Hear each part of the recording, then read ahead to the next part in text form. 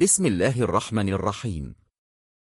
شروع اللہ کے نام سے جو بڑا مہربان نہایت رحم والا ہے۔ بنی اسرائیل وہ قوم تھی جس پر اللہ نے بہت زیادہ نعمتیں نازل کیں۔ انہیں انبیاء دیے، معجزے دیے، دشمنوں سے نجات دی، لیکن بار بار نافرمانی، ناشکری اور ضد کی وجہ سے وہ گمراہ ہوتے گئے۔ یہ قصے صرف تاریخ نہیں بلکہ مسلمانوں کے لیے وارننگ ہیں۔ ایک، فرعون سے نجات۔ حضرت موسیٰ کی قوم پر ظلم کرتا تھا، بچوں کو قتل کرتا، عورتوں کو زندہ چھوڑتا، غلام بنا کر رکھتا۔ پھر اللہ نے حضرت موسیٰ کو بھیجا اور سمندر کو چیر کر بنی اسرائیل کو بچا لیا۔ سبق: جب انسان اللہ پر بھروسہ کرتا ہے تو ناممکن راستے بھی کھل جاتے ہیں۔ دو، سمندر پار کرنے کے بعد بھی ناشکری۔ اتنا بڑا معجزہ دیکھنے کے باوجود جب وہ ایک قوم کے پاس سے گزرے جو بتوں کی عبادت کر رہی تھی تو کہنے لگے، ہمارے لیے بھی ایک معبود بنا دیں۔ سوچو، ابھی ابھی اللہ نے بچایا اور فوراً شرک کی طرف چلے گئے۔ سبق: کمزور ایمان انسان کو جلد بھٹکا دیتا ہے۔ تین، بچھڑے کی پوجا۔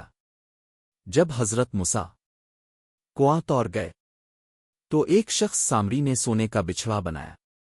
لوگ اس کی عبادت کرنے لگے۔ یہ سب کچھ معجزے دیکھنے کے بعد ہوا۔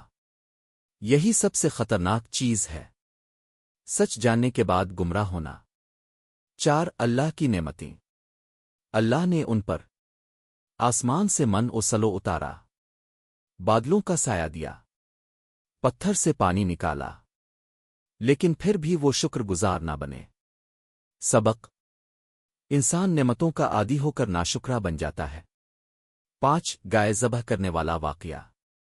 اللہ نے حکم دیا ایک گائے ذبح کرو، لیکن انہوں نے سیدھا عمل نہ کیا۔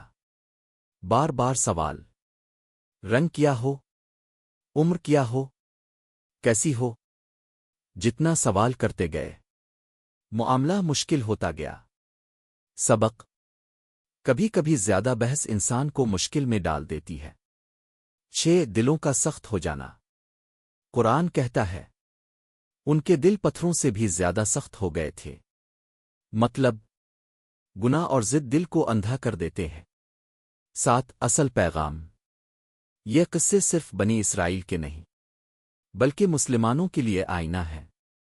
اگر ہم بھی ناشکری کریں، دین چھوڑ دیں، ضد کریں، صرف نام کے مسلمان رہ جائیں، تو ہمارا انجام بھی برا ہو سکتا ہے۔